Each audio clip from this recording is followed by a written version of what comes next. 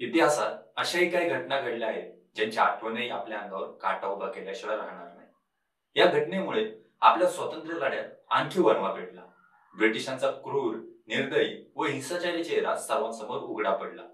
अंधाधुंद गोळीबार, हजारो लोकांचे मृत्यू, निष्पाप जीवांचे बळी, या हत्याकांडाला जबाबदार कोण होतं आणि काय कारण होतं या हत्याकांडाचं? नमस्कार, मी उदय आणि तुम्ही पाहताय राजवर्धन इन्फो.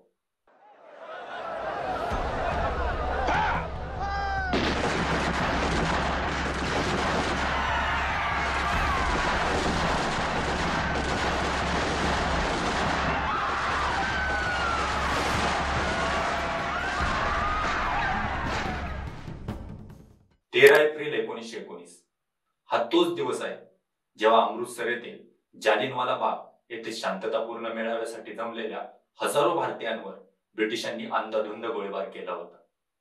बैसाखीच्या सणाच्या दिवशी घडलेल्या या घटनेमुळे भारताचा इतिहासच बदलला गेला. 13 एप्रिल 1919 याच दिवशी प्रत्येक भारतीयाला एक खोल जखम झाली होती. ती जखम आजही ठसत आहे. अनेक इतिहासकारांच्या मते जालियनवाला बाग हत्याकांडानंतर भारतावर राज्य करत असलेल्या इंग्रजांचा नैतिक पराभव झाला होता. आता आपण या हत्याकांडाची कारणे पाहूया, ज्यात आपल्याला यापूर्वीची पार्श्वभूमी पाहावी लागेल. महात्मा गांधींनी रौलेट कायद्याविरुद्ध देशव्यापी सत्याग्रह करण्याचं आवाहन केलं होतं. यानंतर याच वर्षी मार्च अखेर एप्रिल महिन्याच्या सुरुवातीला देशभरात अनेक ठिकाणी निषेध आंदोलनं झाली. 1917 ते 1919 दरम्यान महागाई ही प्रचंड वाढली होती. मजुरीचा मोबदला घटला होता. कनिष्ठ पातळीवरील मजूर वर्ग आणखी खालच्या स्तरावर ढकलला होता.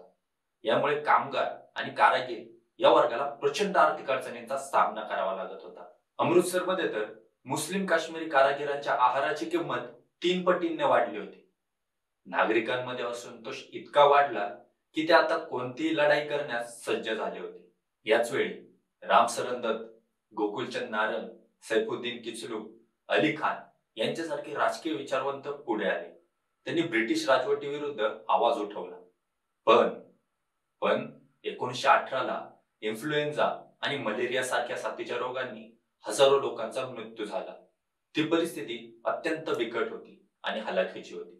आणि त्यातच फेब्रुवारी 1919च्या अखेरीस रौलेट कायदा आल्यानंतर त्याचा व्यापक स्वरूपात विरोध करण्यात आला. या घटनाक्रमामुळे पंजाब या विरोध प्रदर्शनात सर्वात पुढे होता. आता हे पण समजून घेऊयात की हा कायदा, ज्याला आपण रौलेट कायदा असं म्हणतोय, तो होता तरी काय? तर 18 मार्च 1919 रोजी दिल्लीतील इम्पिरियल लेजिस्लेटिव्ह काउन्सिलने संमत केलेला हा एक विधान परिषद कायदा होता, ज्याने पहिल्या महायुद्धादरम्यान भारताच्या संरक्षण कायदा 1915 मध्ये लागू केलेल्या प्रतिबंधात्मक अनिश्चित काळासाठी अटक, चाचणीशिवाय तुरुंगवास आणि न्यायालयीन पुनरावलोकनाच्या आणीबाणीच्या उपायांचा अनिश्चित काळासाठी विस्तार केला होता. ब्रिटिश वसाहत सरकारने रौलेट कायदा संमत केला, ज्याच्या अंतर्गत पोलिसांना कोणत्याही कारणाशिवाय कोणत्याही व्यक्तीला अटक करण्याचा अधिकार दिला. आता या कायद्याने ब्रिटिशांना भारतात दहशतवादाचा संशय असलेल्या कोणत्याही व्यक्तीला 2 वर्षापर्यंत तुरुंगात ठेवू शकत होते. असा अधिकार ब्रिटिश सरकारलाही दिला गेला. सर्व क्रांतिकारी कारवायांना सामोरे जाण्याची शक्ती ब्रिटिश अधिकाऱ्यांना या कायद्यामुळे मिळाली. न्यायमूर्ती रौलेट यांच्या नावावर हा कायदा होता. यांच्या अध्यक्षतेखाली समितीच्या अहवालावर 6 फेब्रुवारी 1919 रोजी केंद्रीय विधिमंडळात 2 विधेयके मांडण्यात आली. ही बिले ब्लॅक बिल्स म्हणून ओळखली जाऊ लागली. त्यांनी पोलिसांना एखादे ठिकाण शोधण्याचे आणि वॉरंट शिवाय कोणत्याही व्यक्तीला अटक करण्याचे अधिकार दिले. रौलेट कायदा 1919 नुसार या कायद्याच्या सुरळीत अंमलबजावणीसाठी खटल्याच्या दरम्यान आरोपींच्या तत्काळ कोठडीचा निर्णय घेण्याचा आणि जामिनावर सुटण्याचा निर्णय घेण्याचा अधिकार मुख्य न्यायाधीशांना देण्यात आला. कायद्याच्या कलम 22 आणि 27 नुसार जारी केलेल्या कोणत्याही आदेशाचे उल्लंघन केले तर त्यांना शिक्षेची तरतूद या कायद्यात आहे, जी 6 महिने कारावास किंवा 500 रुपये दंड किंवा दोन्ही अशी होती. या रौलेट ऍक्ट विरुद्ध झालेलं आंदोलन भारतातील पहिलं अखिल भारतीय आंदोलन होतं. या आंदोलनात महात्मा गांधी हे राष्ट्रीय नेते म्हणून पुढे आले. यानंतर महात्मा गांधी यांनी सत्याग्रह सभा सुरू केल्या. स्वतः संपूर्ण देशाच्या दौऱ्यावर निघाले लोकांना एकजूट करण्याचा त्यांचा उद्देश होता. पण पंजाबमध्ये प्रवेश करण्याच्या तयारीत असताना त्यांना अटक करण्यात आली. महात्मा गांधी यांना तिथून माघारी पाठवण्यात आलं. तसंच पंजाब प्रांतात काँग्रेस पक्ष इतका मजबूतही नव्हता. त्यामुळेच त्यांनी सुरू केलेलं आंदोलन प्राथमिक पातळीवर असतानाच चिरडून टाकण्यात ब्रिटिशांना यश आलं. दरम्यान फेब्रुवारी महिन्याच्या सुरुवातीला अमृतसर आणि लाहोर शहरांमध्ये सरकारविरोधी सभाही झाल्या होत्या. मात्र या सभांचा विषय हा अत्यंत स्थानिक होता. जसं की प्लॅटफॉर्म तिकीट, निवडणूक याबाबत या सभा झाल्या होत्या. या सभांमध्ये रौलट कायद्याची कोणतीच चर्चा करण्यात आली नव्हती. याच वर्षी देशातील बहुतांश शहरांमध्ये 30 मार्च आणि 6 एप्रिल रोजी देशव्यापी आंदोलन करण्याचं आवाहन करण्यात आलं होतं. या आवाहनाचा परिणाम पंजाबच्या अमृतसर, लाहोर, गुजरावाला आणि जालिंधर या शहरांमध्ये जास्त प्रमाणात दिसून आला. लाहोर आणि अमृतसरमध्ये झालेल्या या सभांमध्ये तर 25 ते 30 हजार नागरिक सहभागी झाले होते. याच दरम्यान 9 एप्रिल रोजी रामनवमीच्या दिवशी लोकांनी एक मोर्चाही काढला. रामनवमीच्या निमित्ताने काढण्यात आलेल्या या मोर्चात हिंदू धर्मियांसह मुस्लिम नागरिकही सहभागी झाले होते. मोठ्या संख्येने लोक जमा झाल्याचं यावेळी पाहायला मिळालं. पण मोर्चातील हिंदू मुस्लिम एकी पाहून इंग्रज प्रशासनाच्या पायाखालची जमीनच सरकली. ब्रिटिशांनी डॉक्टर सत्यपाल आणि सैफुद्दीन यांना अमृतसरमधून अटक केली. त्यांच्या अटकेचा निषेध करण्यासाठी लोकांनी आंदोलन सुरू केलं.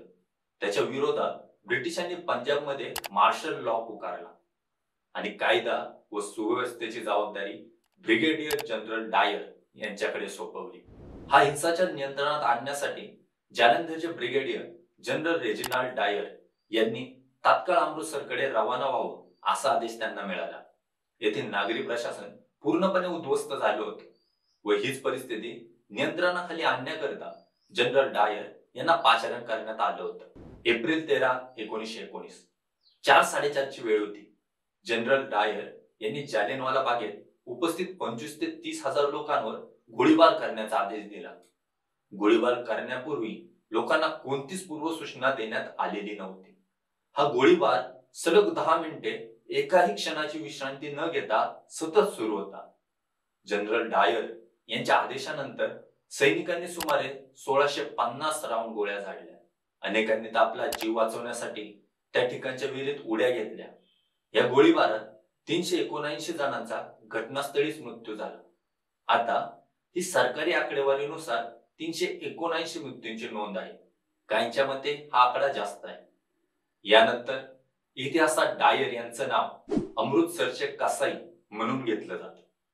नंतर हंटर कमिशन या अधिकृत समितीने केलेल्या चौकशीत जनरल डायर यांची विचारसरणीही तशीच होती असं सांगितलं गेले. अशा प्रकारचा विचार करणारे ते एकटेच अधिकारी होते असं निदर्शनास आलं होतं. जालियनवाला बागेतील लोकांवर त्यांनी मशीन गनचा वापर केला होता हे हंटर कमिशननेही मान्य केलं आहे. लोकांवर ज्या पद्धतीने जास्तीत जास्त गोळीबार करता येईल, जिथून करता येईल तिथून तो करावा असे आदेश जनरल डायर यांनी त्यांच्या सैनिकांना दिले होते. गोळीबार थांबवण्यात आल्यानंतर त्यांनी जखमींसाठी वैद्यकीय उपचाराची व्यवस्थाही केली नव्हती. शिवाय मृतदेहांवर अंत्यसंस्कार करण्याची व्यवस्थाही त्यांनी केली नव्हती. हिंसा, क्रूरता आणि राजकीय अत्याचार ब्रिटिश राजवटीत आधी घडले होते. पण जालियनवाला बागची ही घटना अत्यंत भयानक व क्रूरतापूर्ण होती. जालियनवाला बाग हत्याकांड होऊन आज जवळपास 124 वर्ष सरली आहेत. पण आजही या घटनेला इतिहासाला लागलेला काळा डागच म्हणावा लागेल. या घटनेने आपल्याला क्रूरता व अमानवतेचा एक भयानक चेहरा दाखवला. जर या व्यतिरिक्त तुमच्याकडे या घटनेविषयी काय तथ्य असतील किंवा काय अधिक माहिती असेल तर ती आम्हाला कमेंट बॉक्स मध्ये नक्की कमेंट करून सांगा. तर मग भेटूयात पुढील व्हिडिओमध्ये एका नव्या विषयासोबत. धन्यवाद.